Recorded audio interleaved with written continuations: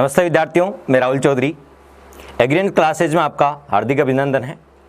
प्रिय विद्यार्थियों, राजस्थान की आर्ट एंड कल्चर पर परिचर्चा कर रहे थे और राजस्थान आर्ट एंड कल्चर का एक बेहद ही महत्वपूर्ण टॉपिक राजस्थान की भाषा और बोलियां, ये अपन ने कंप्लीट कर लिया था। और इसके लिए आप हमारी पिछली क्लास देख सकते हैं राजस्थान की भाषा और बोलियों का, और कंप्लीट अपन ने उस पर चर्चा की थी और उससे रिगार्डिंग बनने वाले क्वेश्चनों पे हमने चर्चा की थी। और उसके लिए आप उससे रिगार्डिंग अपने क्वेश्चनों की जो पीडीएफ के लिए आप हमारे डिस्क्रिप्शन में लिंक दे रखा है, ऐप आप डाउनलोड कर सकते हैं, एग्रीएंस ऐप। और एग्रीएंस ऐप पे आपको जितने भी जो टॉपिक पढ़ाया जाता है उसकी पीडीएफ अवेलेबल कराई जाती है। दोस्तों, अब चर्चा कर रहे हैं इसी का दूसरा पार्ट, राजस्थान की साहित्य, राजस्थान का साहित्य एवं प्रमुख साहित्यकार, उस पर आज अपन चर्चा करने वाले हैं। राजस्थान का प्रमुख साहित्य और उसके साहित्यकार, और यहाँ से भी प्रत्येक एग्जाम में 1 से 2 क्वेश्चन पूछे जाते हैं कि कौन सी रचना किसके द्वारा लिखी गई है। और राजस्थान के साहित्य के बारे में अपन चर्चा करेंगे कि राजस्थान के साहित्य का विकास क्रम भी देखेंगे, आदिकाल, मध्यकाल और आधुनिक काल, और उसमें कौन कौन से साहित्यकार हुए और कौन कौन सी आपको प्रमुख ग्रंथ के रचना की, उन्हीं की तमाम ग्रंथों के बारे में अपन अध्ययन करने वाले आज। तो बने रहिए हमारे साथ और वीडियो मैक्सिमम लोगों के साथ शेयर करें ताकि ग्रामीण क्षेत्र में भी निःशुल्क शिक्षा का प्रचार हो सके। और साथ ही साथ यदि अपन बात करें तो इस मुहिम में आप अधिकांश लोगों को शेयर करें, जोड़ें, ताकि एक विद्यार्थी तक अच्छा कंटेंट पहुंच सके। तो दोस्तों, शुरू कर रहे हैं। अपना टॉपिक है, तो आज अपना महत्वपूर्ण टॉपिक रहने वाला है राजस्थान का साहित्य एवं प्रमुख साहित्यकार। प्रमुख साहित्यकार, ये बड़ा ही इंपॉर्टेंट टॉपिक है राजस्थान आर्ट एंड कल्चर का। प्रत्येक एग्जाम में 1 से 2 क्वेश्चन देखे जाता है। तो राजस्थान का साहित्य और राजस्थान के प्रमुख साहित्यकार, ये आपके सिलेबस में लिखा हुआ है और इसी पे आज अपन चर्चा करने वाले हैं। ठीक है, तो सबसे पहले देखते हैं राजस्थान की साहित्यिक शैलियां कौन कौन सी है। राजस्थान की साहित्यिक शैलियां, राजस्थान की साहित्यिक शैलियां, राजस्थान की साहित्यिक शैलियां। राजस्थान कौन कौन सी, राजस्थान का जो साहित्य है वो कौन कौन सी शैलियों में लिखा गया, उन्हीं को बोलता है राजस्थान की साहित्यिक शैलियां। राजस्थान का जो साहित्य है, राजस्थानी साहित्य, वो सबसे पहले जैन शैली में लिखा गया। राजस्थान का साहित्य कौन कौन से शैलियों में, तो जैन शैली में लिखा गया। उसके बाद जो दूसरी शैली आती है वह है चारण शैली में। कौन सी शैली में लिखा गया, चारण शैली में लिखा गया। और तीसरा जो आपका इसमें आता है वो आता संत शैली, संत संप्रदाय, जो आपका टॉपिक है, संतों के द्वारा, लोक देवी देवताओं के द्वारा साहित्य लिखा गया, उस शैली को बोलते हैं संत शैली कहा गया। और चौथी आती है आपकी लौकिक शैली। लौकिक शैली यानी जिससे लोक जीवन को, आम जनता को, ठीक है, आपको होता है सामाजिक और साथ साथ अन्य आपको बताए संदेश आप प्रेषित करते हैं, उन शैली को लौकिक शैली कहा जाता है। जिनके माध्यम से समाज में जागरूकता का भाव उत्पन्न होता है, जिनके माध्यम से समाज में अपने अधिकारों के प्रति चेतना उत्पन्न होती है, समाज में जन चेतना का उत्पन्न करने का कार्य किस साहित्य ने किया, लौकिक साहित्य ने। ठीक है, तो राजस्थान की साहित्यिक शैली को 4 भागों में बांटते हैं। जैन शैली, जैनियों के द्वारा, आचार्यों के द्वारा और श्रावकों के द्वारा जिस शैली में साहित्य लिखा गया उसे जैन शैली कहा गया। और चारणों के द्वारा जिस शैली में साहित्य लिखा गया उस शैली को चारण शैली कहा गया। संतों के द्वारा जैसे संत पीपा जी के द्वारा, ठीक है, साथ ही साथ अपन बात करें संत रामचरण जी के द्वारा, ठीक है, संत इसी प्रकार यदि अपन बात करें, ठीक है, तो अन्य राजस्थान के जितने भी संत हुए थे, साथ ही साथ संतों की बात करें तो लोक देवी देवताओं में यदि बात करें तो आपको पता है रामदेव जी के द्वारा जिस शैली में साहित्य लिखा गया उस शैली को संत शैली कहा गया। और लौकिक शैली में जो आपको पता है, जिससे आपको पता है सामाजिक चेतना उत्पन्न होती है या सामाजिक समरसता की भावना को बढ़ावा देता है, जैसे फड़, ठीक है, फड़ के साथ लोक कलाएं हैं, ठीक है, साथ साथ प्रेम गीत, ठीक है, जैसे महेंद्र मुंबल की प्रेम कहानी, जेठवा उजली की प्रेम कहानी, इसी प्रकार इसमें देखते हैं ढोला मारू की प्रेम कहानी। तो ये सारे प्रेमाख्यान लौकिक शैली में आते हैं। ठीक है, तो राजस्थान की साहित्यिक शैलियों को 4 भागों में बांटा गया है। अब एक एक करके इनको डिस्कस कर लेते हैं। सबसे पहले राजस्थान की साहित्यिक शैली में पढ़ेंगे जैन शैली। राजस्थान की साहित्यिक शैली में सबसे पहले कौन सी शैली, जैन शैली के बारे में बात करेंगे। जैन शैली क्या है, तो जैनियों के द्वारा, आचार्यों के द्वारा, जैनियों द्वारा, आचार्यों के द्वारा या श्रावकों के द्वारा, जो श्रावक होते थे, श्रावकों के द्वारा जिस शैली में साहित्य रचा गया, के द्वारा जिस शैली में साहित्य लिखा गया, जिस शैली में साहित्य लिखा गया उसी शैली को अपन क्या बोलते हैं, जैन शैली कहा जाता है। तो आपसे कोई पूछ ले कि जैन शैली क्या होता है, जैनियों आचार्यों और स्मारकों के द्वारा जिस शैली में साहित्य रचना की गई उसी शैली को क्या कहा जाता है? जैन शैली कहा जाता है। जैसे जैन शैली में कौन कौन सा साहित्य लिखा गया, यदि इसकी अपन चर्चा करें तो देख सकते हैं अपन जैन शैली में कौन कौन सा साहित्य रचा गया। तो सबसे पहले आप देख सकते हैं जैन शैली में जो आपको एक ग्रंथ मिलता है भरतेश्वर बाहुबली गौर, भरतेश्वर बाहुबली गौर, यह राजस्थानी का सबसे प्राचीनतम ग्रंथ है। राजस्थानी शैली में जैन शैली का जो सबसे प्राचीनतम ग्रंथ है वह है भरतेश्वर बाहुबली गौर। तो राजस्थान की शैली का सबसे प्राचीनतम जो ग्रंथ है वो कौन सा है? भरतेश्वर बाहुबली गौर। तो भरतेश्वर बाहुबली गौर, ठीक है। यदि इसकी तिथि की यदि अपन बात करें भरतेश्वर बाहुबली गौर, तो ये 1168 ईस्वी में 1168 ईस्वी में वज्रसेन सूरी के द्वारा रचित किया गया या लिखा गया, वज्रसेन सूरी द्वारा, ठीक है। तो आपसे कोई पूछ ले राजस्थान, मोस्ट इंपोर्टेंट, राजस्थानी भाषा का सबसे प्राचीन ग्रंथ, राजस्थानी भाषा का प्राचीन ग्रंथ, राजस्थानी भाषा का प्राचीन ग्रंथ कौन सा है? तो आपका आंसर क्या होगा? भरतेश्वर बाहुबली गौर। भरत और बाहुबली के बीच युद्ध का वर्णन किया गया है। भरतेश्वर बाहुबली गौर युद्ध हुआ था, और युद्ध किससे हुआ? वज्र से हुआ। ऐसे याद रखें, युद्ध किससे हुआ? वज्र से हुआ। भरत और बाहुबली के बीच घोर युद्ध हुआ, और युद्ध किससे हुआ? वज्र से हुआ। तो वज्रसेन सूरी ने लिखी थी, ठीक है। और ये राजस्थानी भाषा का प्राचीनतम ग्रंथ है। इसी प्रकार जैन शैली का दूसरा ग्रंथ आपने पढ़ा होगा भरतेश्वर बाहुबली रास, भरतेश्वर बाहुबली रास। देखिए भरतेश्वर बाहुबली रास, ठीक है।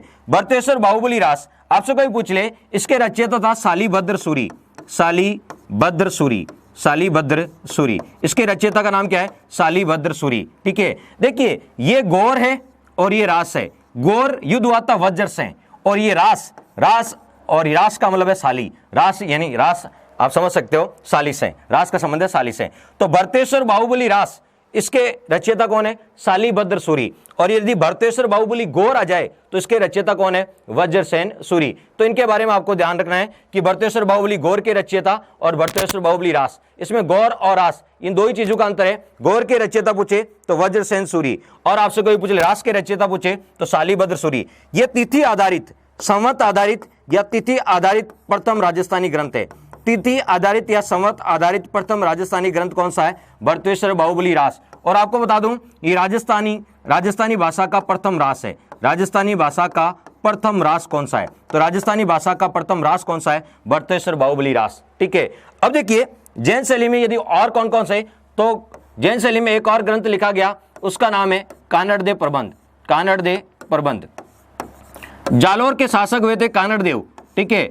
और अलाउद्दीन खिलजी, कानड़देव और अलाउद्दीन खिलजी के मध्य जो युद्ध हुआ, ठीक है, उसका उल्लेख किसमें मिलता है? कानड़देव प्रबंध में। और ये कानड़देव प्रबंध किसके द्वारा लिखा गया? पद्मनाभ के द्वारा लिखा गया। किसके द्वारा लिखा गया? पद्मनाभ के द्वारा लिखा गया, पद्मनाभ द्वारा रचित। मोस्ट इंपोर्टेंट रचना है जो आपके एग्जाम पूछे जा सकती है। कानड़देव प्रबंध किसके द्वारा रचित है?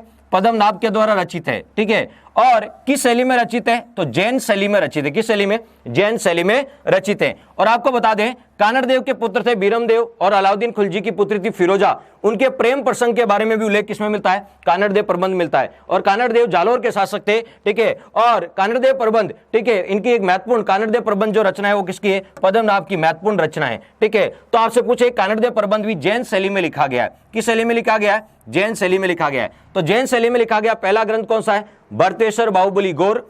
दूसरा आपसे पूछेंगे भरतेश्वर बाहुबली रास, और तीसरा आपसे पूछेंगे कानड़देव प्रबंध। ये तीनों के तीनों किस में लिखे गए? तो आपका आंसर होगा जैन शैली में। जैन शैली में एक और ग्रंथ लिखा गया है कोयलमाला, जिसके बारे में अपन अध्ययन कर चुके हैं। कोयलमाला, ये कोयलमाला ग्रंथ है, ये उद्योतन सूरी के द्वारा लिखा गया। जालोर के रहने वाले थे उद्योतन सूरी, ठीक है, उद्योतन सूरी के द्वारा लिखा गया था, ठीक है। और ये भी जैन शैली में लिखा गया। तो हम कंप्लीट चर्चा नहीं करके कुछ मैं उदाहरण बता रहा हूं कि राजस्थान की साहित्यिक शैली में सबसे पहले जैन शैली आपको होता है। आपसे जैन शैली की विशेषताएं पूछे तो जैन शैली गद्य और पद्य दोनों में, जैन शैली में जो रचनाएं हैं गद्य और पद्य दोनों में की गई थी। ये जैन शैली की रचनाएं गद्य और पद्य दोनों में मिलती है। और इसमें शांत रस का प्रयोग किया गया है। शांत रस का, वीर रस का नहीं है, शांत रस का प्रयोग किया गया है। जैन शैली में जो साहित्य लिखा गया उसमें शांत रस का प्रयोग किया गया है। गद्य और पद्य दोनों में रचनाएं लिखी गई है। और जैनियों के द्वारा जिस शैली में साहित्य लिखा गया उसे जैन शैली कहा जाता है। तो आपको होता है राजस्थान की साहित्यिक शैली में पहली शैली पढ़ रहे हैं जैन शैली। जैन शैली के बारे में वापस देख लीजिए एक बार। जैन शैली क्या है, तो जैनियों के द्वारा जिस शैली में साहित्य लिखा गया उसे जैन शैली कहा जाता है। दूसरा, शांत रस में प्रधानता मिलती है। जैन शैली में कौन से रस की प्रधानता? शांत रस की प्रधानता मिलती है। और जैन शैली में गद्य और पद्य दोनों में रचनाएं देखने को मिलती है। यदि बात करें जैन शैली की पहली रचना भरतेश्वर बाहुबली गौर युद्ध हुआ था, ठीक है, भरत और बाहुबली के मध्य। इसके रचयिता वज्रसेन सूरी, और ये राजस्थानी की प्रथम साहित्यिक रचना है भरतेश्वर बाहुबली गौर। दूसरा, भरतेश्वर बाहुबली रास, इसके रचयिता शालिभद्र सूरी, ठीक है। तृतीय संवत आधारित प्रथम राजस्थानी ग्रंथ है भरतेश्वर बाहुबली रास, और राजस्थान का प्रथम रास भी कहलाता है। इसके बाद कानड़ दे प्रबंध, ठीक है, जो पद्मनाभ के द्वारा रचित है। और साथ ही साथ यदि बात करें कोयलमाला ग्रंथ जो उद्योधन सूरी द्वारा रचित है, ये सभी जैन शैली में रचित ग्रंथ है। तो राजस्थान की साहित्यिक शैलियों में पहली शैली आपने देखी थी जैन शैली। आप चाहते स्क्रीनशॉट ले सकते हैं।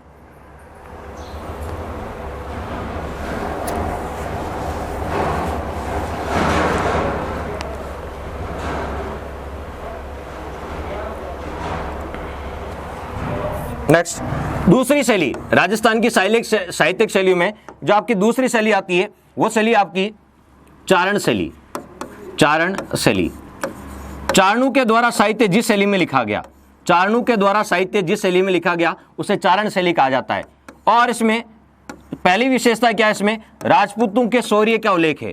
राजपूतों के शौर्य या उनकी वीर गाथाओं का उल्लेख है। राजपूतों के शौर्य या उनकी वीर गाथाओं का उल्लेख है। वीर गाथाओं का उल्लेख है। तो आपसे पूछेंगे चारण, ठीक है, तो आपसे पूछेंगे चारण साहित्य, चारणों के द्वारा जिस शैली में साहित्य लिखा गया उसे चारण शैली कहा गया है। और चारण शैली में आपको राजपूतों के शौर्य और उनकी वीर गाथाओं का उल्लेख मिलता है।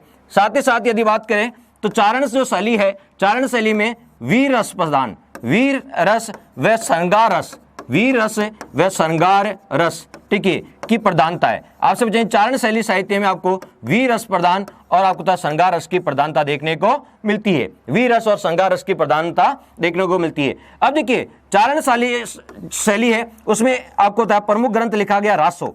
चारण शैली में एक महत्वपूर्ण आपको ग्रंथ लिखा गया, कौन सा? रासो। इसके अलावा एक और महत्वपूर्ण ग्रंथ लिखा गया ख्यात। कौन सा लिखा गया?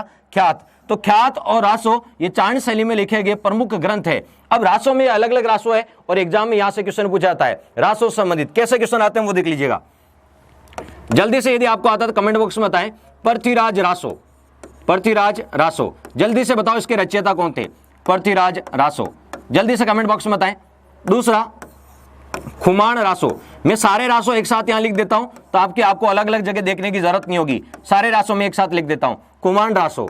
उसके बाद बिशलदेव रासो, बिशलदेव रासो, बिशलदेव रासो। उसके बाद हमीर रासो, हमीर रासो। उसके बाद विजयपाल रासो, विजयपाल रासो। उसके बाद सगत रासो। आप चेक कर लीजिए आप में से इनमें से कितने के राइटर आपको नहीं आते हैं। सगत रासो। एक आपका रतन रासो।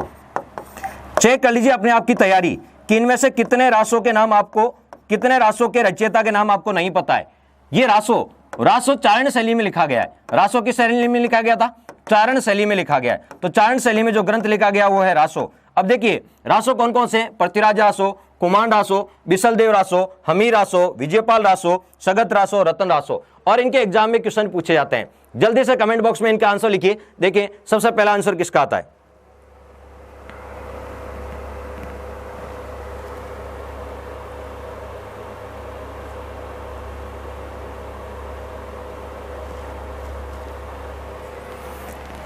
देखिए चेक कर लीजिए अपने आंसर। यहां से एग्जाम में पूछा जाता है, ये इंपॉर्टेंट लगा लीजिए। ये रासो आपके एग्जाम में बहुत बार पूछे जाते हैं। रासो का एग्जाम, हर एग्जाम में इनमें से कोई से भी साहित्यिक रचना आपसे उठा के पूछ ली जाती है। तो देखिए पृथ्वीराज रासो के रचयिता कौन है? चंद्रवरदाई।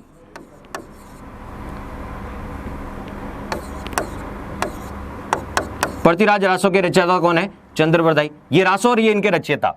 खुमान रासो के रचयिता कौन है? दलपत विजय, दलपत विजय, दलपत विजय। बिशलदेव रासो के कौन है? नरपति नाले, नरपति नाले। हमीर रासो के जोधराज और सारंगधर। हमीर रासो के दो, एक तो जोधराज और एक सारंगधर। मुझे बताओ, क्या जोधराज और सारंगधर ने जो अमीर रासो लिखा दोनों एक ही शासक के ऊपर था? जल्दी से कमेंट करके कमेंट बॉक्स में बताएं। देखते हैं आपका कंसेप्चुअल आंसर कितना करेक्ट है। विजयपाल रासो, विजयपाल रासो आपसे एग्जाम में पूछा जाता है कि विजयपाल रासो के रचयिता कौन थे? नल सिंह। विजयपाल रासो के रचयिता है नल सिंह। अब ये दो रासो जो आपको बहुत कम देखने को मिलते हैं, या तो लोगों को पता ही नहीं होता है, और पता होता तो या याद नहीं रहता। इनके एग्जाम में पूछा जाता है सगत रासो के गिरधर आसिया, गिरधर आसिया सगत रासो के रचयिता, ये इंपॉर्टेंट है, गिरधर आसिया। और रतन रासो के रचयिता कुंभकर्ण, कुंभकर्ण, कुंभकर्ण। ये दो आपको अक्सर याद रखने हैं, स्टार लगा देता हूं, सगत रासो और रतन रासो, ठीक है, जिनके बारे में अक्सर एग्जाम में क्वेश्चन पूछा जाता है। अब देखिए एग्जाम में पूछा जाता है पृथ्वीराज रासो के रचयिता कौन है? चंद्रबरदाई। खुमान रासो, ये तो याद रखो, अजमेर के चौहान वंश के शासक हुए पृथ्वीराज तृतीय, ठीक है, और पृथ्वीराज तृतीय की वीर गाथाओं का उल्लेख, ठीक है, उनके मित्र और उनके दरबारी कवि चंद्रबरदाई ने किया था। अब आपसे पूछेंगे खुमान रासो, खुमान रासो ये आपको पृथ्वीराज रासो ये अजमेर के चौहान वंश के बारे में, खुमान रासो मेवाड़ के आपको सिसोदिया वंश के बारे में, बप्पा राहुल से लेकर राज सिंह तक की जानकारी मिलती है खुमान रासो में। और खुमान रासो के रचयिता कौन है? दलपत विजय, ठीक है। अब देखिए आपसे पूछेंगे बिसल देव रासो, यह आपको तो अजमेर के चौहान वंश के शासक हुए थे विग्रहराज चतुर्थ, जिन्हें बिसल देव भी कहा जाता है, ठीक है। और आपको तो इसमें आपको तो विग्रहराज चतुर्थ और उनकी आपको पत्नी या उनकी प्रेमिका राजमती के बारे में आपको होता है, इनके प्रेम प्रसंग का उल्लेख मिलता है बिसल देव रासो में। तो ये प्रेम प्रसंग आधारित आपको रासो है। तो प्रेम प्रसंग आधारित रासो कौन सा है? बिसल देव रासो। इसमें आपको होता है अजमेर के चौहान वंश के शासक विग्रहराज चतुर्थ और उनकी आपको तो प्रेमिका राजमती के बारे में आपको तो प्रेम प्रसंग का उल्लेख मिलता है, वो किसमें मिलता है? बिसल देव रासो के बारे में, ठीक है। और इन्हीं के नाम पर इन्हीं बिसल देव रासो यानी विग्रहराज चतुर्थ ने बिसलपुर तालाब का निर्माण कराया, जहां वर्तमान में बिसलपुर बांध है बनास नदी पर आपको था टोंक में। अब यदि बात करें तो बिसलदेव रासो के रचयिता नरपति नाले, तो बिसलपुर में जाके नालो का स्नान कर लो, तो बिसलपुर में जाके नाले, तो देखिए नाले कहां जाके नाले? बिसलपुर में, यानी बिसलदेव रासो, ठीक है। फिर आता है आपको तो रणथंभौर के शासक थे हमीरदेव चौहान, और हमीरदेव चौहान पर आक्रमण किया था अलाउद्दीन खिलजी ने। तो अलाउद्दीन खिलजी और हमीरदेव चौहान के आपके बताए इनके मध्य जो आपको युद्ध का वर्णन मिलता है वो हमीर रासो के में मिलता है, और इसके रचयिता जोधराज और एक आपको हमीर रासो के अगर पूछे तो सारंगधर। अब आ जाता है विजयपाल रासो, करौली के विजयगढ़ के शासक थे विजयपाल रासो, ठीक है। और करौली के शासक यदुवंशी शासक थे विजयपाल, और विजयपाल रासो के बारे में, ठीक है, विजयपाल रासो का संबंध है करौली से, करौली के यदुवंशी शासक से। और हमीर रासो का संबंध है रणथंभौर के हमीर चौहान से। बिसलदेव रासो का संबंध आपसे पूछे अजमेर के विग्रहराज चतुर्थ से, चौहान वंश के शासक, और ये मेवाड़ रियासत से, मेवाड़ से और मेवाड़ वंश से, और ये अजमेर के चौहान वंश पृथ्वीराज तृतीय से संबंधित है। तो कौन कौन से कहां से संबंधित है ये भी आपको पता होना चाहिए, और साथ साथ उनके रचयिता कौन है ये भी आपको पता होना चाहिए। सगत रासो, यदि आपसे पूछे सगत रासो किसके बारे में, तो महाराणा प्रताप के भाई थे शक्ति सिंह के आपके बारे में जो उल्लेख मिलता है वो सगत रासो में मिलता है। और सगत रासो के रचयिता कौन है? गिरधर आसिया, ठीक है। और ये रतन सिंह के बारे में उल्लेख मिलता है, ठीक है। वो रतन सिंह आपको पता है अलाउद्दीन खिलजी ने पद्मावती को पाने के लिए रतन सिंह पर आक्रमण किया था, चित्तौड़ दुर्ग पर आक्रमण किया था। तो बताओ रतन रासो, ठीक है, रतन रासो का संबंध है रतन सिंह से, चित्तौड़ के शासक से, ठीक है। और इसके रचयिता कुंभकर्ण, कौन है? कुंभकर्ण। तो एक तो कहां से है, और दूसरा आपसे पूछेंगे कि इनके रचयिता कौन है। ये रासो आपके एग्जाम बहुत बार पूछे जाते हैं, तो आप स्क्रीनशॉट ले लीजिए, यहां से एक क्वेश्चन बनता है। तो पृथ्वीराज रासो आपको अजमेर के चौहान वंश पृथ्वीराज तृतीय संबंधित है, इनके रचयिता चंद्रबरदाई है। कुमान रासो मेवाड़ रियासत से संबंधित है, मेवाड़ वंश से संबंधित है, और मेवाड़ में बप्पा राहुल से लेके आपको राज सिंह तक का, और इसके रचयिता दलपत विजय। बिसलदेव रासो अजमेर के चौहान वंश के शासक विग्रहराज चतुर्थ से संबंधित है, और उनकी प्रेमिका राजमती के बारे में प्रेम प्रसंगों का उल्लेख मिलता है, और रचयिता नरपति नाले। हमीर रासो रणथंभौर के चौहान वंश के शासक थे हमीरदेव चौहान, और अलाउद्दीन खिलजी के आक्रमण के बारे में उल्लेख मिलता है, इसके रचयिता है जोधराज। और विजयपाल रासो करौली के यदुवंशी शासक है, उनके विजयगढ़ के, उनके विजयपाल और उनके संबंधी जानकारी मिलती है उनके युद्ध के बारे में, तो इसके रचयिता नल सिंह। सगत रासो महाराणा प्रताप के भाई थे शक्ति सिंह, ठीक है, और शक्ति सिंह और आपको होता है इनकी वीर गाथाओं का उल्लेख मिलता है, ठीक है, और इसके रचयिता गिरधर आसिया। और रतन रासो का संबंध आपको चित्तौड़ के शासक रतन सिंह से है, और आप सोचें इसके रचयिता कुंभकर्ण। तो ये आप अच्छे से याद कर लें, इनके एग्जाम में पूछे जाते हैं। तो ये रासो आपको तो कौन सी शैली का है? चारण शैली का है। जल्दी से स्क्रीनशॉट लीजिएगा, क्या आते जिनके बारे में पूछा जाता है। पहला है मूर्णोत नैनसिरी ख्यात, मूर्णोत नैनसिरी ख्यात,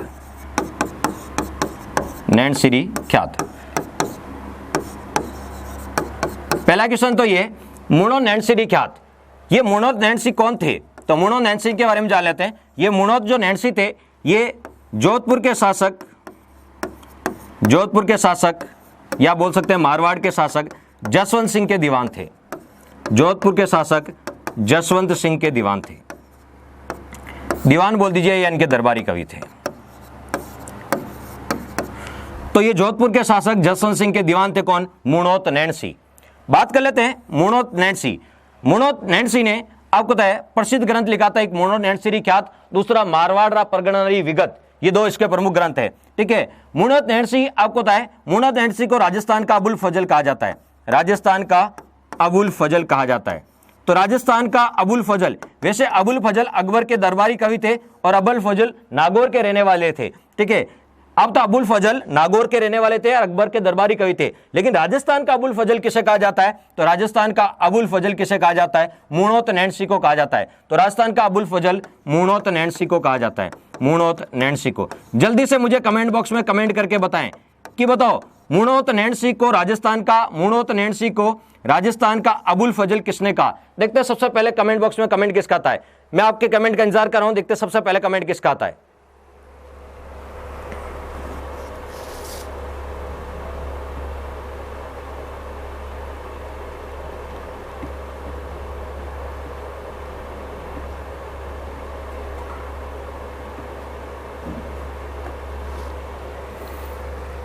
कुछ लोगों का सही आंसर आ रहा है, तो मैं आपको बता दूं मुणोत नैन्सी को राजस्थान का अबुल फजल मुंशी देवी प्रसाद ने कहा था। मुंशी देवी प्रसाद, याद कर ले, ये नाम बहुत बार पूछा जाता है कि मुणोत नैन्सी को राजस्थान का अबुल फजल किसने कहा? तो मुंशी देवी प्रसाद ने कहा था। किसने कहा था? मुंशी देवी प्रसाद ने।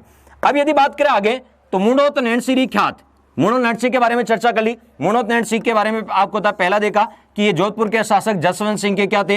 दीवान थे।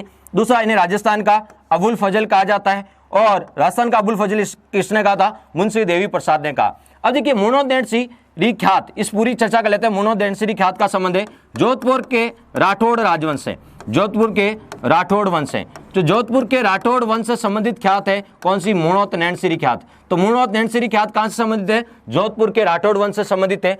और इस मुणोत नैन्सी ख्यात ये राजस्थान की सबसे प्राचीन ख्यात है। ये राजस्थान की सबसे प्राचीन ख्यात है। राजस्थान की सबसे प्राचीन ख्यात है, सबसे प्राचीन ख्यात, ये राजस्थान की सबसे प्राचीन ख्यात है। तो राजस्थान की सबसे प्राचीन ख्यात कौन सी है? मुणोत नैन्सी ख्यात। ठीक है, और मुणोत नैन्सी ख्यात में राजपूतों की 36 शाखाओं का उल्लेख किया गया। राजपूतों की 36 शाखाओं का उल्लेख किया गया है। तो मुणोत नैन्सी ख्यात में राजपूतों की कितनी शाखाओं का उल्लेख है? 36 शाखाओं का उल्लेख किया गया है। ठीक है, और मुणोत नैन्सी ख्यात किस भाषा में लिखी गई है? तो डिंगल भाषा में लिखी गई है। मुणोत नैन्सी ख्यात किस भाषा में लिखी गई है? तब आपका आंसर होगा डिंगल भाषा में लिखी गई है। किस भाषा में लिखी गई है? डिंगल। मारवाड़ी का साहित्य ग्रुप, ठीक है, जोधपुर को क्या बोलते हैं? मारवाड़, और मारवाड़ में बोली जाने वाली मारवाड़ी, और मारवाड़ी का साहित्य ग्रुप क्या कहलाता है? डिंगल। ठीक है, तो मुणोत नैन्सी ख्यात किस भाषा में लिखी गई? डिंगल भाषा में लिखी गई। ठीक है, और मुणोत नैन्सी ख्यात, इस ख्यात को जोधपुर का गजेटियर कहा जाता है। जोधपुर का गजेटियर कहा जाता है। जोधपुर का गजेटियर। तो जोधपुर का गजेटियर किसे कहा जाता है? तो मुणोत नैन्सी ख्यात को जोधपुर का गजेटियर कहा जाता है। ठीक है, तो ये तमाम जानकारी आपके पास होनी चाहिए। कौन सी बताओ? मुणोत नैन्सी ख्यात के बारे में। हम ख्यात पढ़ रहे हैं, ठीक है, ख्यात चारण शैली में आती है। तो हम बात कर रहे थे मुणोत नैन्सी ख्यात के कौन कौन से क्वेश्चन बनते हैं। तो पहला क्वेश्चन तो ये बनता है मुणोत नैन्सी ख्यात के रचयिता कौन है? तो मुणोत नैन्सी है। ठीक है, मुणोत नैन्सी आपको तक कहां से संबंधित है? तो जोधपुर के शासक थे जसवंत सिंह, उनके दीवान थे मुणोत नैन्सी। और मुणोत नैन्सी को राजस्थान का अबुल फजल कहा जाता है, और ये अबुल फजल कहने वाले कौन थे? मुंशी देवी प्रसाद थे। उसके बाद मुणोत नैन्सी ख्यात का संबंध कहां से है? तो जोधपुर के राठौड़ वंश है। ठीक है, मुणोत नैन्सी ख्यात में राजपूतों की कितनी शाखाओं का उल्लेख है? तो 36 शाखाओं का उल्लेख मिलता है। ठीक है, और मुणोत नैन्सी ख्यात किस भाषा में लिखी गई? डिंगल भाषा में लिखी गई है। और मुणोत नैन्सी ख्यात को जोधपुर का गजेटियर कहा जाता है। राजपूताना का या राजस्थान का गजेटियर नहीं कहा जाता है, इन्हें जोधपुर का गजेटियर कहा जाता है। लेकिन आपसे एग्जाम में पूछ ले, आपसे एग्जाम में पूछ ले कि बताओ राजपूताना का गजेटियर किसे कहा जाता है? राजपूताना का गजेटियर किसे कहा जाता है? याद रखें, राजपूताना का या राजस्थान का, राजपूताना का गजेटियर किसे कहा जाता है? तो राजपूताना का गजेटियर किसे कहा जाता है? तो मारवाड़ री परगना री विगत, मारवाड़ री परगना री विगत, मारवाड़ री परगना री विगत। विगत का मतलब है जो बीती हुई है, ठीक है। मारवाड़ री परगना री विगत, ठीक है, इसको राजपूताना का गजेटियर कहा जाता है, राजपूताना का गजेटियर। लेकिन आपसे पूछ ले कि बताओ जोधपुर का गजेटियर किसे कहा जाता है, जोधपुर का गजेटियर, तो अभी मैंने बताया था जोधपुर का गजेटियर किसे कहा जाता है, तो जोधपुर का गजेटियर कहा जाता है मूणोत नैनसिरी ख्यात को, मूणोत नैनसिरी ख्यात, मूणोत नैनसिरी ख्यात, मूणोत नैनसिरी ख्यात, इसको जोधपुर का गजेटियर कहा जाता है। दो अलग अलग वर्ड है, राजपूताना का गजेटियर मारवाड़ी परगनारी विगत, ठीक है। जोधपुर का गजेटियर मूणोत नैनसिरी ख्यात को कहा जाता है। अब मैं आपको बता दूं मूणोत नैनसिरी ख्यात और मारवाड़ी परगनारी विगत, इन दोनों के रचयिता ही मूणोत नैनसी है। मूणोत नैनसी के द्वारा दोनों ग्रंथ लिखे गए हैं, तो मूणोत नैनसी के द्वारा दो ग्रंथ लिखे गए हैं। पहला तो है आपका पता कौन सा, मारवाड़ी परगनारी विगत, इसके रचयिता भी मूणोत नैनसी है, और मूणोत नैनसिरी ख्यात, इसके रचयिता भी मूणोत नैनसी है। लेकिन इन दोनों ग्रंथों में से एक ग्रंथ को तो राजपूताना का गजेटियर बोलते हैं और एक को जोधपुर का गजेटियर कहा जाता है। तो शायद अब मूणोत नैनसिरी ख्यात से रिलेटेड सारे क्वेश्चन आपके सॉल्व हो जाते हैं। पहली ख्यात पढ़ ली, अब दूसरी ख्यात अपन पढ़ने वाले हैं बांकीदासरी ख्यात, बांकीदासरी ख्यात।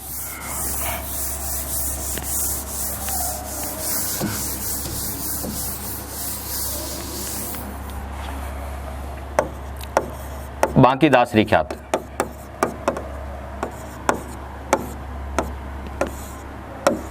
बांकीदासरी ख्यात। आपसे पूछा जाता है कि बांकीदासरी ख्यात, इसका संबंध भी कहां से है, तो जोधपुर के राठौड़ वंश हैं। आपसे पूछेंगे जोधपुर के राठौड़ वंश है, जोधपुर के राठौड़। बांकीदासरी ख्यात में आपसे पूछा जाता है किसका उल्लेख मिलता है, जोधपुर के राठौड़ वंश का उल्लेख मिलता है। और बांकीदासरी ख्यात के रचयिता कौन है, बांकीदासरी ख्यात के रचयिता आपसे पूछे तो इसके रचयिता बांकीदास, बांकीदासरी ख्यात के रचयिता कौन है, नाम से पता चल रहा है इसके रचयिता कौन है, बांकीदास है, ठीक है। और ये मान सिंह राठौड़ के दरबारी कवि थे, ये मान सिंह, जोधपुर के शासक मान सिंह राठौड़ के दरबारी कवि थे। तो मान सिंह राठौड़ के दरबार में आपको तो दरबारी कवि थे, कौन बताओ, बांकीदास। और बांकीदास के द्वारा जोधपुर के राठौड़ वंश के बारे में जो ख्यात लिखी गई उसे बोलते हैं बांकीदासरी ख्यात, ठीक है। और ये जो बांकीदासरी ख्यात है इसमें कन्यावध रोकने के बारे में भी बताया गया है, कन्यावध रोकने के प्रयास किए गए, इसके बारे में भी इसका उल्लेख मिलता है। कन्यावध रोकने का प्रयास, कन्यावध रोकने का प्रयास का उल्लेख किस ख्यात में मिलता है, तब आपका आंसर होगा बांकीदासरी ख्यात। तो बांकीदासरी ख्यात आपको तो कहां से संबंधित है, तो मारवाड़ से संबंधित है, जोधपुर के राठौड़ वंश से संबंधित है। इसके रचयिता कौन है, बांकीदास है। और आपको बांकीदास कौन थे, तो बताओ जोधपुर के राठौड़ वंश के शासक थे मान सिंह, उनके दरबारी कवि थे। और साथ ही साथ कन्यावध रोकने का प्रयास का उल्लेख किस ख्यात में मिलता है, तो बांकीदासरी ख्यात में मिलता है। अब आ जाते हैं नेक्स्ट ख्यात आपकी दयालदासरी ख्यात, नेक्स्ट ख्यात आपकी दयालदासरी ख्यात, जिसे बीकानेर की ख्यात भी कहा जाता है, दयालदासरी ख्यात, दयालदासरी ख्यात। तो दयालदासरी ख्यात, इसका संबंध किससे है, बीकानेर के राठौड़ वंश है, बीकानेर के राठौड़ वंश है, बीकानेर के राठौड़ वंश है।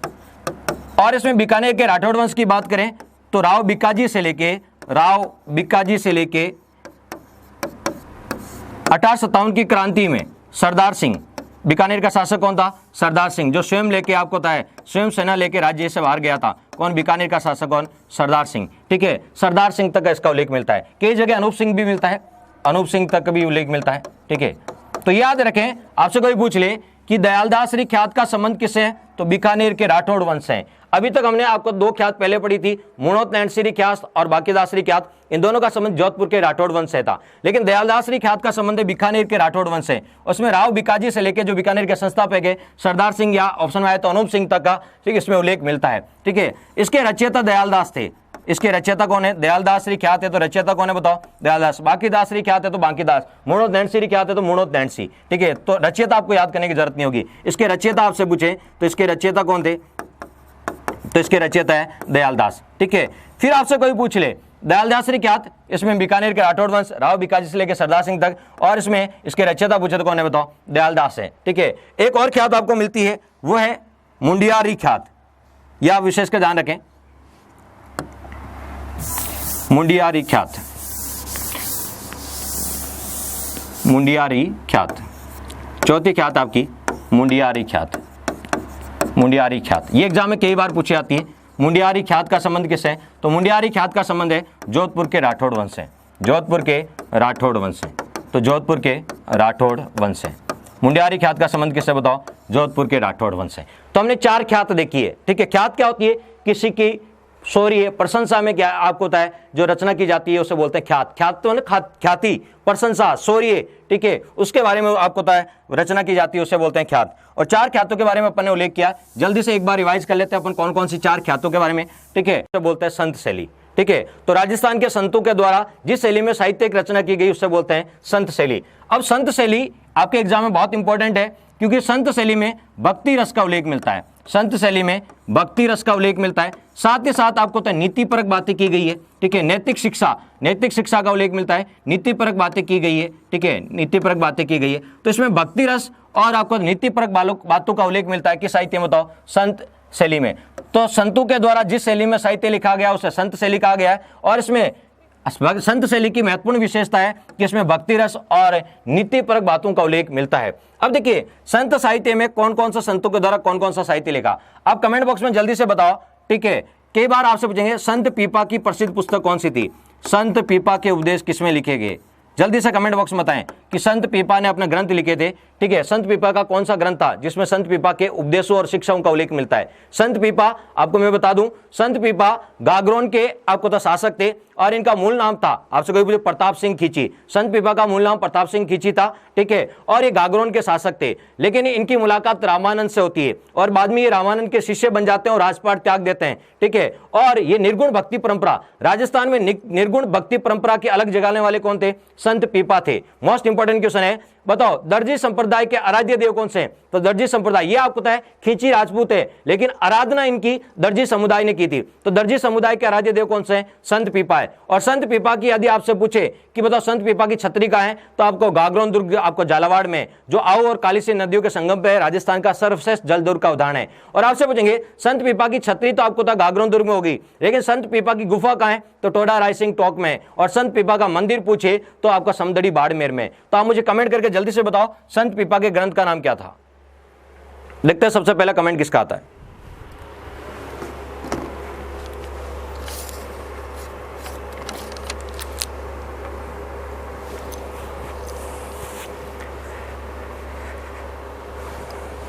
बंद करो। तो हम बात कर रहे थे कि संत पीपा के ग्रंथ का नाम क्या है। हम संत शैली में पढ़ रहे हैं, संतों के द्वारा कौन कौन सा साहित्य लिखा गया। तो संत पीपा के द्वारा जो ग्रंथ लिखा गया, कुछ स्टूडेंट्स के बिल्कुल करेक्ट आंसर थे और जिन लोगों के आंसर करेक्ट नहीं थे वो करेक्ट कर लीजिएगा। उनके ग्रंथ का नाम था जोग चिंतामणि, जोग चिंतामणि। तो हमने संत पीपा जी के बारे में बात की थी कि संत पीपा जी गागरोन के रहने वाले थे, गागरोन के खींची वंश के शासक थे। इनका मूल नाम था प्रताप सिंह खींची था। और यदि बात करें तो संत पीपा रामानंद के शिष्य थे और निर्गुण भक्ति परंपरा को अपनाया था। और राजस्थान में निर्गुण भक्ति परंपरा की अलग जगाने वाले कौन थे? संत पीपा जी। और दर्जी समुदाय के आराध्य देव भी कौन है? संत पीपा जी। और संत पीपा जी के बारे में बात कहा था कि संत पीपा जी की जो छत्री है गागरोन दुर्ग में बनी हुई है। गागरोन दुर्ग राजस्थान के सर्वश्रेष्ठ जल दुर्ग का उदाहरण है, जो आओ और कालीसिंध नदियों के संगम पर झालावाड़ में बना हुआ है, ठीक है। साथ ही साथ बात की थी कि इनकी आपको गुफा टोडारा सिंह टोंक में देखने को मिलती है और इनका आप संत पीपा का जो मंदिर है वो समदड़ी बाड़मेर में देखने को मिलता है, ठीक है। तो संत पीपा इनके द्वारा रचित ग्रंथ है जोग चिंतामणि। और कौन कौन से संतों ने कौन कौन सा साहित्य लिखा उसी के बारे में चर्चा कर लेते हैं। एक आपका जो ग्रंथ आता है वो चोपड़ा ग्रंथ। तो जल्दी से मुझे बताओ चोपड़ा ग्रंथ किसके द्वारा रचित है? चोपड़ा ग्रंथ, तो चोपड़ा ग्रंथ संत मावजी द्वारा लिखा गया। संत मावजी, संत मावजी के बारे में आप जानते होंगे, साबला ग्राम डूंगरपुर में इनका जन्म हुआ था। और बेणेश्वर धाम जो आपको था, बेणेश्वर धाम आपको डूंगरपुर में, डूंगरपुर के आपको था दौलपुरा ग्राम पंचायत में स्थित है, दौलपुरा ग्राम पंचायत में। और आपसे कोई पूछ ले साबला तहसील, पहले आसपुरा तहसील थे, अब साबला तहसील है। डूंगरपुर जिला, साबला तहसील, दौलपुरा ग्राम पंचायत, ठीक है। उसमें आपको होता है एक गांव आता है, ठीक है, एक आपको राजस्व गांव आता है, रेवेन्यू गांव आता है बेणेश्वर। वैसे बेणेश्वर गांव नहीं है, बेणेश्वर आपको होता है एक रेवेन्यू गांव है। बेणेश्वर एक धाम है, बेणेश्वर एक टापू है जो नवाटपुरा गांव में स्थित है, नवाटपुरा गांव में स्थित है। तो अब संत मावजी का जन्म साबला डूंगरपुर में हुआ था। बेणेश्वर धाम के संस्थापक है जहां पर सोम माई और जाकम का त्रिवेणी संगम होता है। और बेणेश्वर में आपको पता है कि आदिवासी क्षेत्र का सबसे बड़ा मेला लगता है, तो आदिवासी क्षेत्र का सबसे बड़ा मेला बेणेश्वर मेला लगता है जो माघ पूर्णिमा को बढ़ता है। और यहाँ पर खंडित शिवलिंग की पूजा भी होती है। साथ ही बात करें संत मावजी ने एक आंदोलन चलाया था, लसाड़ी आंदोलन। और संत मावजी ने एक संप्रदाय चलाया, निष्कलंक संप्रदाय, लेकिन संत मावजी द्वारा लिखित या रचित ग्रंथ था चोपड़ा ग्रंथ। उसके बाद यदि बात करें तो कौन कौन से संतों ने और कौन का, तो एक अणबे वाणी, जल्दी से बताइए अणबे वाणी ग्रंथ किसका था, अणबे वाणी ग्रंथ किसके द्वारा रचित था, तो संत रामचरण जी। राम सनेही संप्रदाय की राजस्थान में प्रधान पीठ है शाहपुरा भीलवाड़ा में राम सनेही संप्रदाय की प्रधान पीठ है। और राम सनेही संप्रदाय की प्रधान पीठ शाहपुरा भीलवाड़ा में। और आपसे पूछेंगे राम सनेही संप्रदाय की शाहपुरा पीठ के संस्थापक कौन थे, संत रामचरण जी। और संत रामचरण जी के गुरु का नाम है करपाराम, जो एग्जाम में कई बार पूछा जाता है, ठीक है। और संत रामचरण जी के द्वारा जो ग्रंथ लिखा गया उसका नाम है अणबे वाणी। उस ग्रंथ का नाम क्या मिलता है आपको, अणबे वाणी। अब देखिए, अब यदि आगे यदि बात करें तो यहां से एक और क्वेश्चन आपके एग्जाम में पूछा जाता है कि बताओ राम सनेही संप्रदाय की राजस्थान में 4 पीठें हैं, राम सनेही संप्रदाय की राजस्थान में 4 पीठें जिनसे एग्जाम में पूछा जाता है। और इसकी ट्रिक याद रखना, सिक रेसा हरा दरा। तो देखो, एक है शीतल कहां पड़ती है, जल्दी से कमेंट बॉक्स में बताएं, शीतल। एक आपका खेड़ापा, एक आपका पता रेण है, और एक आपका शाहपुरा। ये राजस्थान में शाहपुरा, आपको पता है शाहपुरा राम सनेही संप्रदाय की प्रधान पीठ का है शाहपुरा में। तो राम सनेही संप्रदाय की राजस्थान में 4 प्रमुख पीठ हैं, राम सनेही संप्रदाय की राजस्थान में 4 प्रमुख पीठ हैं, और इनके हर एग्जाम में क्वेश्चन पूछे जाते हैं, ठीक है। शीतल बीकानेर में, खेड़ापा जोधपुर में, रेण नागौर और शाहपुरा भीलवाड़ा। और प्रत्येक शाखा के आपको पता है संस्थापक पूछे जाते हैं प्रत्येक पीठ के। तो शीतल जो बीकानेर में, और उसके संस्थापक है हरिराम दास जी, इसके संस्थापक हरिराम दास जी। और खेड़ापा जोधपुर के हैं रामदास जी, खेड़ापा जो जोधपुर है उसके संस्थापक है रामदास जी। रेण नागौर उसके है दरियाव जी, रेण नागौर वाले के कौन है, दरियाव जी। और शाहपुरा भीलवाड़ा वाले के है रामचरण जी, उसके कौन है, संत रामचरण जी।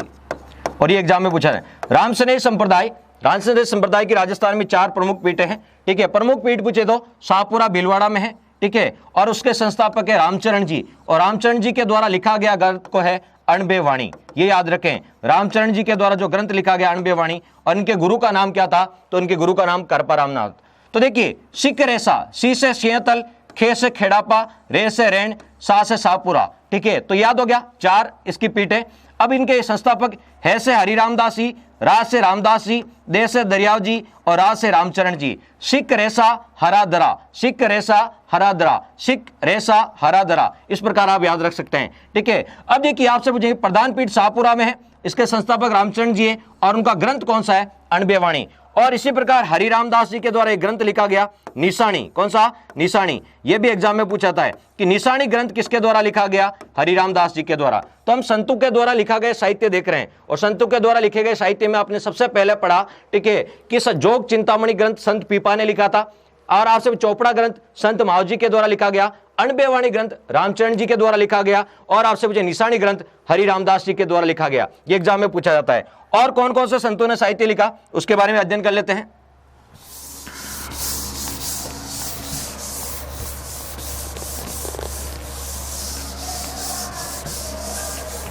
ये संत साहित्य बहुत बार एग्जाम पूछा जाता है, आपके संत और संप्रदाय टॉपिक में भी पूछा जाता है, ठीक है। आगे चलते हैं, तो आगे आपको देखिए दादू दयाल जी ने एक संप्रदाय चलाया था, ठीक है। दादू दयाल जी ने एक संप्रदाय चलाया, दादू पंथ। और आपसे पूछ ले, दादू दयाल जी के द्वारा चलाया गया प्रमुख संप्रदाय है, ठीक है। और दादू दयाल जी या दादू पंथ की पर जो प्रधान पीठ है वो आपकी कहाँ है, नरेना जयपुर में। ये भी एग्जाम पूछा जाता है कि बताओ दादू संप्रदाय की प्रधान पीठ कहाँ, बताओ, नरेना जयपुर में। और दादू दयाल जी के द्वारा ढूंढाड़ी भाषा में, कौन सी भाषा में, ढूंढाड़ी भाषा में आपको था साहित्य लिखा गया था, ढूंढाड़ी भाषा में साहित्य लिखा गया। और दादू दयाल जी के द्वारा लिखित या रचित प्रमुख ग्रंथ कौन सा है? दादू वाणी। कौन सा बताओ? दादू वाणी। और एक है दादू जीरा दोहा, दादू जीरा दोहा। तो ये ध्यान रखें, इनके द्वारा रचित प्रमुख ग्रंथ कौन कौन सा है?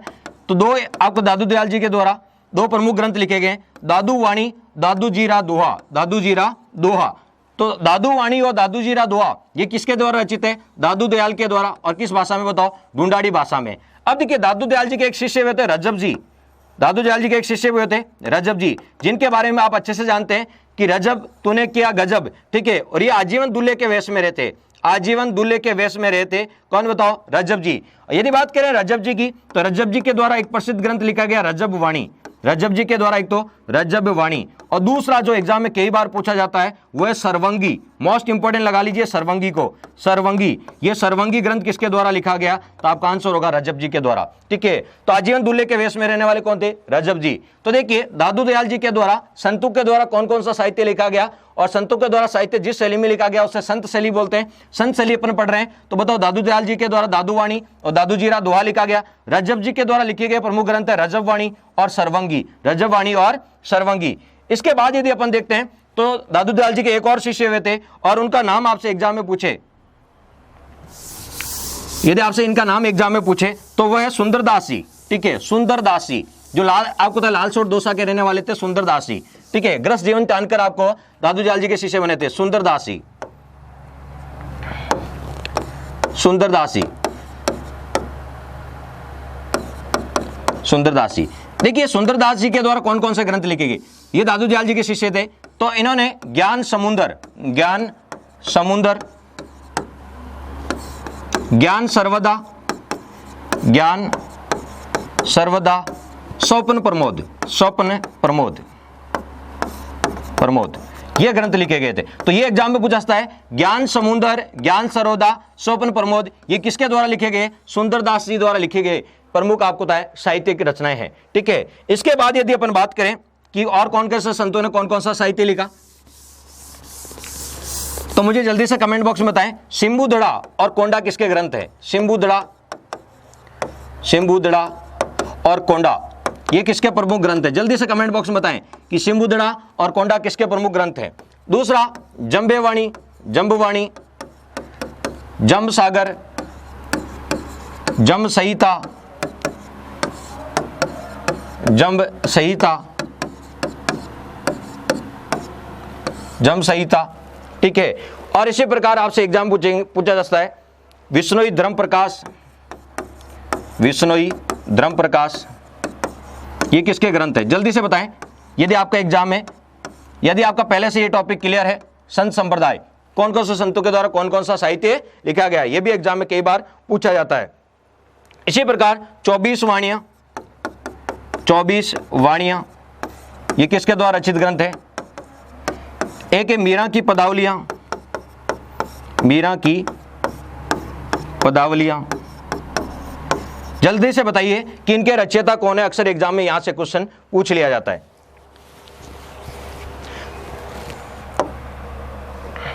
तो दोस्तों, शिंबुदड़ा और कोंडा ये एग्जाम में कई बार पूछा जाता है, ठीक है। और यह आपसे एग्जाम में पूछेंगे जसनाती, कत्रियासर, कत्रियासर बीकानेर में आपको तो जसनाती संप्रदाय, जसनाथ जी। तो जसनाथ जी के द्वारा रचित प्रमुख ग्रंथ, जसनाथ जी के द्वारा पहला ग्रंथ लिखा गया शिंबुदड़ा और दूसरा लिखा गया कोंडा। अग्नि नृत्य कहां का प्रसिद्ध है? जल्दी से कमेंट बॉक्स में कमेंट करके बताएं, और किस संप्रदाय के लोगों द्वारा किया जाता है। दूसरा जंबवाणी, जंब सागर, जंब संहिता, विश्नोई धर्म प्रकाश, ठीक है। इनके रचयिता थे जाम्बोजी, इनके रचयिता कौन थे? जाम्बोजी, ठीक है। पर्यावरण रक्षक, ठीक है, उन्होंने विश्नोई संप्रदाय चलाया और जो पर्यावरण संरक्षक जाति भी कहलाती है। जल्दी से कमेंट करके बताएं कि विश्नोई में 20+9 यानी 29 नियमों का पालन किया जाता है। तो जाम्बोजी ने 29 नियमों का उल्लेख किस ग्रंथ में किया है? जल्दी से कमेंट बॉक्स में कमेंट करके बताएं, जल्दी से कमेंट बॉक्स में कमेंट करके बताएं कि विश्नोई 20+9 29 नियमों का पालन करने वाली जाति है। तो जाम्बोजी ने 29 नियमों का आपको है 29 नियमों के बारे में उल्लेख किस ग्रंथ में किया था? जल्दी से बताएं। 24 वाणियां, देखते हैं कमेंट बॉक्स में राइट आंसर कौन बनाता है। 24 वाणियां ये आपको है रामदेव जी के द्वारा रचित ग्रंथ है। लोग आप देवताओं में आपको है एकमात्र लोक देवता, ठीक है, जो आपको तो साहित्यकार का काम भी करते थे, रचनाएं भी करते थे, वो है रामदेव जी। तो रामदेव जी के द्वारा आपसे कोई पूछे रामदेव जी के द्वारा रचित ग्रंथ कौन सा है? 24 वाणियां। और आपसे मीरा के द्वारा, नरसिंह जी राव मायरो और मीरा के द्वारा एक और लिखा गया, ठीक है, कौन सी बताओ? मीरा की पदावलियां, ठीक है। तो संतों के द्वारा जो साहित्य लिखा गया उसे संत शैली कहा जाता है, ठीक है। हम राजस्थान की साहित्यिक शैलियां पढ़ रहे हैं, ठीक है। और पहले में जैन शैली पढ़ा, उसके बाद आपकी चारण शैली में ख्यात और रासो पढ़ा आपने, ठीक है। और जो तीसरी आपके आती है संत शैली, इसमें संतों का साहित्य पढ़ा, जिसमें आपको होता है, वापस रिपीट करवा देता हूं एक बार, ठीक है। सबसे पहला आपने पढ़ा था, ठीक है, जोग चिंतामणि जो संत पीपा की थी। उसके बाद आपने चोपड़ा ग्रंथ जो संत माओ जी का था। उसके बाद अणव्यवाणी संत रामचरण जी का था। उसके बाद निशानी हरि रामदास जी का था। इसके बाद यदि अपन देखते हैं, ठीक है, तो आपको यहाँ पे दादू जी का दोहा और दादू वाणी, ये दादू दयाल जी के। उसके बाद आपसे पूछेंगे तो सर्वंगी और रजब वाणी रजब जी के थे। और इसके बाद यदि अपन देखें, ठीक है, तो आपको होता है ज्ञान समुद्र और ज्ञान सर्वदा, ठीक है, और स्वप्न प्रबोध, ये सुंदरदास जी के ग्रंथ थे। उसके बाद आपने देखें तो सिंबुदड़ा और कोंडा, ये आपके जसनाथ जी के ग्रंथ है। और इसी का जम्ब वाणी, जम संहिता, ठीक है, जम्ब गीता और विष्णु धर्म प्रकाश, ये आपको ग्रंथ आपको होता है जाम्बो जी के देखने को मिलते हैं। उसके बाद यदि 24 वाणियां तो रामदेव जी का ग्रंथ है। और मीरा की पदावलियां और नरसिंह जी रामायण, ये आपके मीरा के प्रमुख ग्रंथ है। तो ये संत शैली के प्रमुख देखें जो आपके एग्जाम में अक्सर पूछ लिए जाते हैं। चौथी शैली आती है आपकी लौकिक शैली। चौथी शैली आपकी आती है लौकिक शैली, चौथी और अंतिम शैली जो आपको होता है राजस्थान की साहित्यिक शैलियों में। चौथी शैली आपकी लौकिक शैली।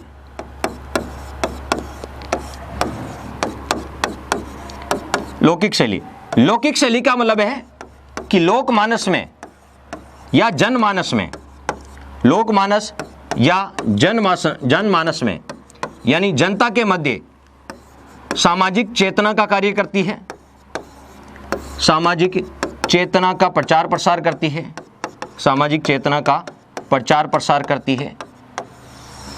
तो सामाजिक चेतना का प्रचार प्रसार करती है, या आपके वो कह सकते हैं कि ऐसी आपको होता है साहित्यिक शैली जिसका संबंध समाज से है, सामाजिक सरोकार से है, ठीक है, तो उसे बोलते हैं लौकिक शैली। या लोगों से संबंधित जो शैली है उसे बोलते हैं लौकिक शैली, ठीक है। लौकिक शैली में आती है आपको होता है, सबसे पहले आपको होता है लोक गाथाएं, लोक गाथाएं, लोक गाथाएं, लोक गाथाएं। साथ ही साथ इसी में आपको देखने को मिलता है, ठीक है, फड़, फड़ आपको होता है एक लौकिक आपको साहित्य या लौकिक साहित्यिक शैली में आता फड़। जैसे आपको होता है पाबू जी की फड़, पाबू जी की फड़ के रचयिता कौन है? ठीक है, आसिया मोड़ जी। ये एग्जाम में कई बार पूछा था, पापू जी के फड़ के रचयिता कौन है? आसिया मोड़ जी, पाबू जी की फड़। ठीक है, इसी प्रकार आपको होता है सबसे लोकप्रिय फड़ भी आपकी पाबू जी की फड़ है। ठीक है, अब आपसे जैसे आपको होता है रामदेव जी की फड़ है, ठीक है, इसी प्रकार आपने फड़ के लिए आपको होता है शाहपुरा भीलवाड़ा प्रसिद्ध है, फड़ के लिए शाहपुरा भीलवाड़ा प्रसिद्ध है। ठीक है, इसी प्रकार फड़ एक आपको लोक कलाओं में भी आपको देखने को मिलती है, तो पाबू जी की फड़ आसिया मोड़ जी के द्वारा लिखी गई है। इसी प्रकार लोक गाथाएं, इसी का प्रेम गीत या प्रेमाख्यान, प्रेम गीत या अपन कह सकते हैं प्रेम गाथाएं, प्रेम गाथाएं।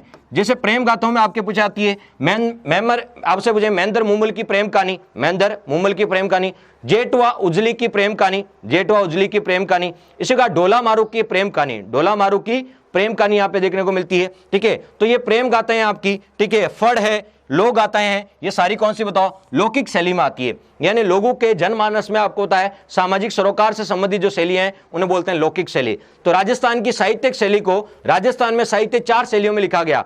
जैन शैली में लिखा गया जो आपने पढ़ा, उसके बाद आपने पढ़ा कि दूसरा चारण शैली में लिखा गया, तीसरा संत शैली में लिखा गया और चौथा लौकिक शैली में आपका लिखा गया। और चारों शैलियों के बारे में आपने अध्ययन किया।